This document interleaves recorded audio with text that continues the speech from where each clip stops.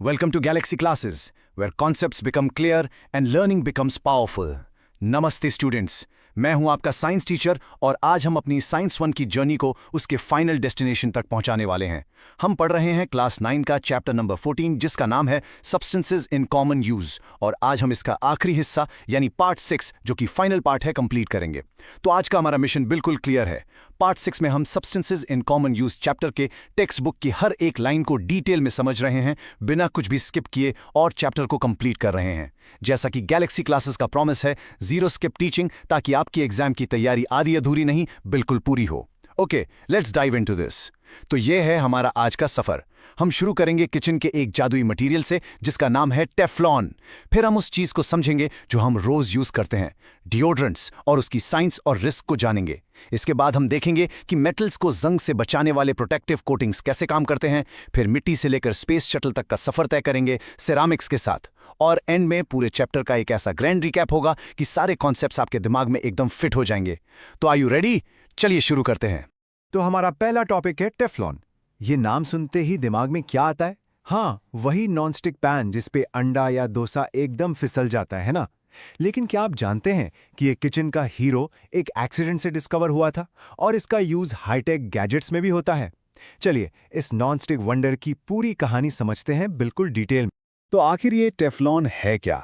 चलिए इसकी डेफिनेशन को आराम से शब्द बाय शब्द तोड़कर समझते हैं। टेक्स्ट बुक कहती है, it is the polymer of tetrafluoroethylene. ये थोड़ा टेक्निकल लग रहा है, पर है बहुत सिंपल। देखो, पॉलीमर का मतलब है एक बहुत लंबी माला, जैसे मोतियों की माला होती है, और इस माला का हर एक मोती, उसे हम कहते हैं मोनोमर, और यहां वो मोनोमर है टेट्राफ्लोरोएथिलीन। तो जब बहुत सारे टेट्राफ्लोरोएथिलीन के मोती जुड़ते जाते हैं, तो टेफ्लॉन की एक लंबी मजबूत माला बन जाती है। और इसका केमिकल नाम क्या हुआ? सिंपल है, पॉली यानी बहुत सारे, और टेट्राफ्लोरोएथीन, इसलिए इसका केमिकल नाम है पॉलीटेट्राफ्लोरोएथिलीन। यह एग्जाम के लिए एक इंपॉर्टेंट कीवर्ड है, एमसीक्यू में आ सकता है। और हाँ, इसकी खोज रॉय जे प्लंकेट ने 1938 में की थी, और वो भी बिल्कुल गलती से। वो कुछ और रिसर्च कर रहे थे और टेफ्लॉन बन गया। ये नाम और साल दोनों एमसीक्यू के लिए नोट कर लीजिए। अब देखिए, टेफ्लॉन का जादू सिर्फ किचन तक ही सीमित नहीं है। इसे कार के ऊपर एक प्रोटेक्टिव शील्ड की तरह भी यूज किया जाता है। वही प्रॉपर्टी जो खाने को तवे पर चिपकने नहीं देती, वही प्रॉपर्टी बारिश के पानी, धूल मिट्टी और सूरज की तेज धूप को गाड़ी के पेंट पर टिकने नहीं देती। ये एक ऐसी इनविजिबल रेनकोट जैसा है जो गाड़ी के पेंट को सालों साल नया जैसा चमकता हुआ रखती।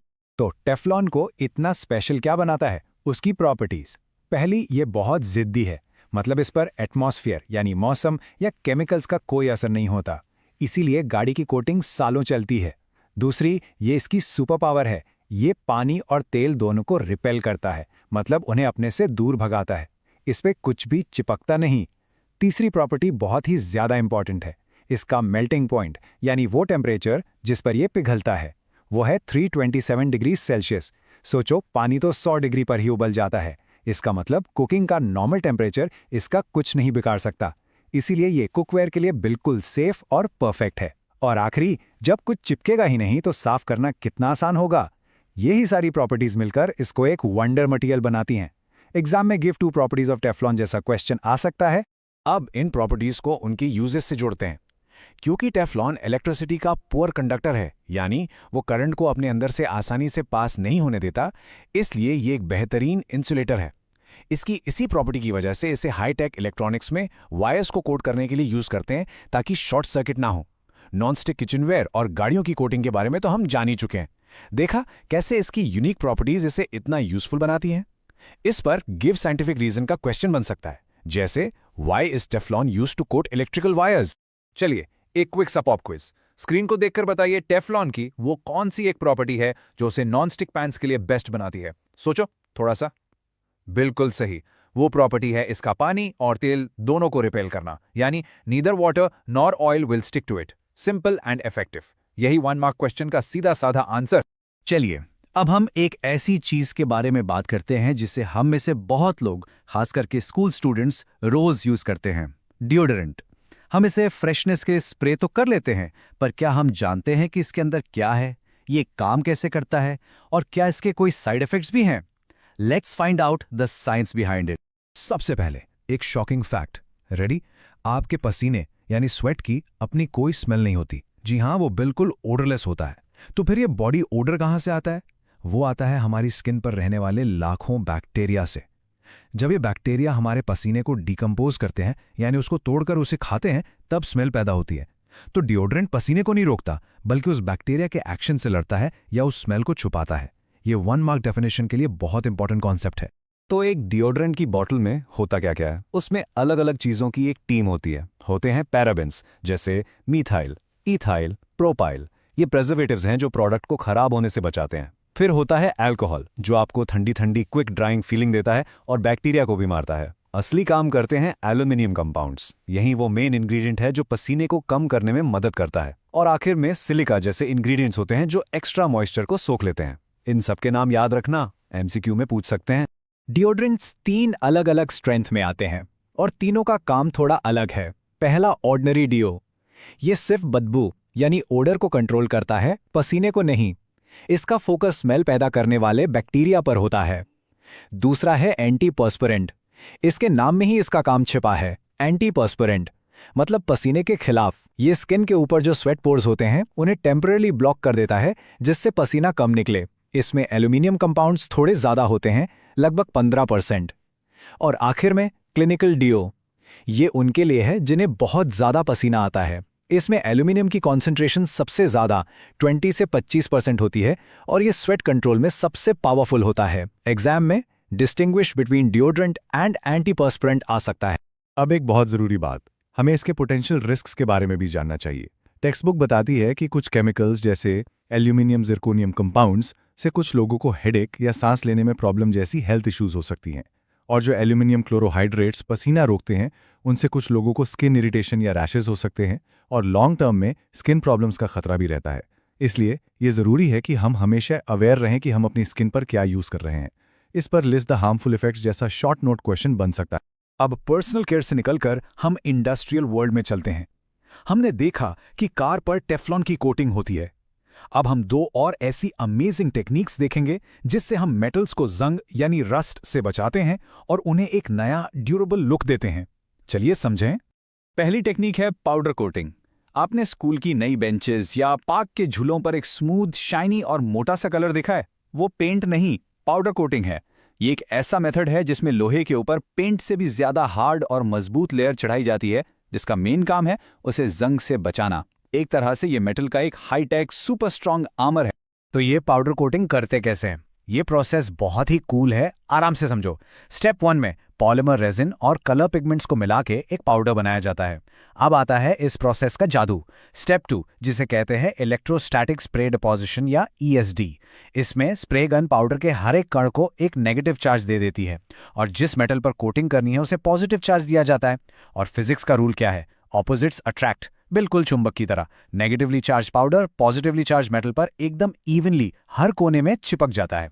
इसके बाद स्टेप 3 में उस ऑब्जेक्ट को एक भट्टी या ओवन में बेक करते हैं। गर्मी से पाउडर पिघलकर एक ऐसी मजबूत क्रॉस लिंक्ड पॉलीमर की लेयर बना लेता है जो उसे सालों तक प्रोटेक्ट करती है। ये 4-5 मार्क्स का एक्सप्लेन द प्रोसेस वाला क्वेश्चन है। और यहां आप इस इलेक्ट्रोस्टैटिक प्रोसेस को एक्शन में देख सकते हैं। देखिए कैसे येलो पाउडर मेटल पार्ट की तरफ अट्रैक्ट हो रहा है, एक परफेक्ट यूनिफॉर्म कोट बना रहा है। यही सिंपल फिजिक्स की पावर है जिससे एक फ्लॉलेस चिप प्रूफ फिनिश मिलती है जहां पेंट आसानी से नहीं पहुंच सकता। हमारी दूसरी टेक्निक है एनोडाइजिंग और ये खास करके एल्यूमिनियम के लिए है। एक इंटरेस्टिंग बात बताऊं, एल्यूमिनियम के ऊपर कुदरती तौर पर ही हवा से रिएक्ट करके एक पतली सी प्रोटेक्टिव लेयर बन जाती है। एनोडाइजिंग एक ऐसा प्रोसेस है जिसमें हम इस कुदरती लेयर को इलेक्ट्रिसिटी की मदद से बहुत ज्यादा मोटा, स्ट्रॉन्ग और ड्यूरेबल बना देते हैं। ये प्रोसेस इलेक्ट्रोकेमिस्ट्री का एक क्लासिक एग्जाम्पल है। एल्यूमिनियम की चीज को एक एसिड के सोल्यूशन में डालकर बैटरी के पॉजिटिव टर्मिनल से जोड़ देते हैं। पॉजिटिव टर्मिनल को एनोड कहते हैं, इसीलिए इस प्रोसेस का नाम है एनोडाइजिंग। Simple right? जब करंट पास करते हैं तो एनोड यानी एल्यूमिनियम पर ऑक्सीजन गैस बनती है। ये ऑक्सीजन तुरंत एल्यूमिनियम से रिएक्ट करके उसके ऊपर एल्यूमिनियम ऑक्साइड की एक सुपर स्ट्रॉन्ग प्रोटेक्टिव लेयर बना देती है। और मजेदार बात यह है कि इस प्रोसेस के दौरान हम सोल्यूशन में कलर डालकर मनचाहे रंग के प्रोडक्ट्स बना सकते हैं। आपके घर में जो colourful pressure cooker, tiffin box या वाटर बॉटल्स होती हैं, वो इसी प्रोसेस से बनती हैं। ये 3 मार्क का इंपॉर्टेंट प्रोसेस है। चलिए अब एक ऐसे मटेरियल की दुनिया में चलते हैं जो जितना पुराना है उतना ही फ्यूचरिस्टिक भी है, सिरेमिक्स। हमारे दिमाग में सिरेमिक सुनते ही मिट्टी का मटका या चाय का कप आता है, लेकिन क्या आप इमेजिन कर सकते हैं कि स्पेस शटल्स को धरती पर आते वक्त जलने से यही सिरेमिक टेक्नोलॉजी बचाती है? इसकी इस इनक्रेडिबल जर्नी को समझते हैं, from clay pots to space shuttle. Screen पर आप सिरामिक्स की वाइड रेंज देख सकते हैं। एक तरफ हमारे पुराने मिट्टी के घड़े हैं और दूसरी तरफ modern decorative items. Basically ceramic एक हीट रेजिस्टेंट यानी गर्मी सहन करने वाला मटेरियल है। इसे मिट्टी जैसे इनऑर्गेनिक सब्सटेंस को पानी में गूंथकर, शेप देकर और फिर आग की भट्टी में पकाकर बनाया जाता है। हमारे घर की दीवारों की ईंटें यानी ब्रिक्स और छत की टाइल्स, ये सब सिरेमिक्स के ही कॉमन एग्जाम्पल्स हैं। एक सिरेमिक पीस बनाना एक आर्ट और साइंस का कॉम्बिनेशन है। इसकी शुरुआत मिट्टी को गूंथने और शेप देने से होती है। फिर आती है पहली फायरिंग, जहां उसे 1000 डिग्री सेल्सियस से भी ज्यादा टेम्परेचर पर पकाया जाता है। इससे मिट्टी सख्त हो जाती है लेकिन पोरस रह जाती है, यानी उसमें छोटे छोटे छेद होते हैं जिससे वो पानी सोख सकती है, जैसे मिट्टी का मटका। इस प्रॉब्लम को सॉल्व करने के लिए उस पर ग्लेज लगाया जाता है, जो एसेंशियली पानी में मिला हुआ कांच का पाउडर होता है। फिर उसे दोबारा फायर किया जाता है। इस बार ग्लेज पिघलकर एक सुंदर, शाइनी और नॉन पोरस यानी वाटरप्रूफ सरफेस बना देता है। अब दो स्पेशल टाइप्स के सिरेमिक्स को देखते हैं, पोर्सलिन और बोन चाइना। पोर्सलिन एक खास सफेद मिट्टी, जिसे काओलिन कहते हैं, से बनता है। इसे बहुत हाई टेम्परेचर पे फायर करके हार्ड और थोड़ा ट्रांसपेरेंट बनाया जाता है। साइंस लैब में जो सफेद रंग की कटोरियां होती हैं, वो अक्सर पोर्सलिन की होती हैं। बोन चाइना इससे एक स्टेप आगे है। इसको बनाने के लिए पोर्सलिन के मिक्सचर में एक खास चीज मिलाई जाती है, एनिमल बोन्स की राख यानी ऐश। ये एक्स्ट्रा इंग्रेडिएंट इसे पोर्सलिन से भी ज्यादा मजबूत और ड्यूरेबल बना देता है। ये डिस्टिंग्विश बिटवीन के लिए एक परफेक्ट क्वेश्चन है। अब आते हैं एडवांस सिरेमिक्स पर। इनके नाम थोड़े मुश्किल लग सकते हैं, एल्यूमिनिया, जिरकोनिया, सिलिका, पर डरना नहीं है।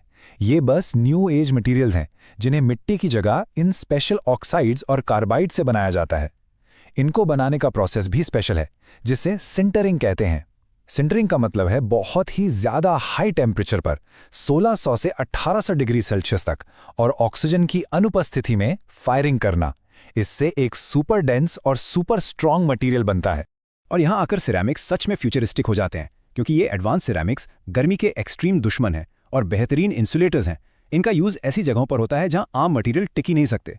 हम बात कर रहे हैं बड़ी बड़ी भट्टियों के अंदर की दीवारों की, जेट इंजन्स के ब्लेड्स की, और सबसे अमेजिंग स्पेस शटल के आउटर लेयर की। जब एक शटल स्पेस से धरती के एटमॉस्फेयर में वापस आता है तो हवा के फ्रिक्शन से इतनी गर्मी पैदा होती है कि लोहा भी पिघल जाए।